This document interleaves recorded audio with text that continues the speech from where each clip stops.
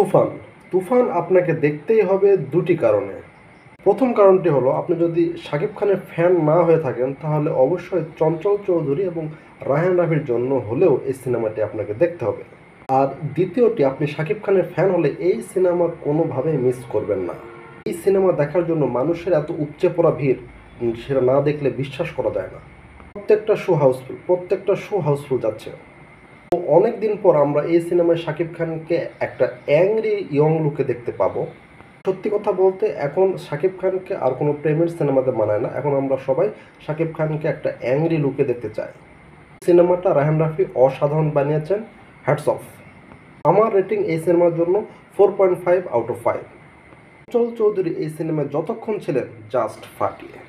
লাস্টের ফিনিশিংটা এমনভাবে হয় যে আপনি তুফান 2 দেখার জন্য ওয়েট করবেন। তো এই সিনেমাতে শাকিব খান ছাড়াও প্রত্যেকটা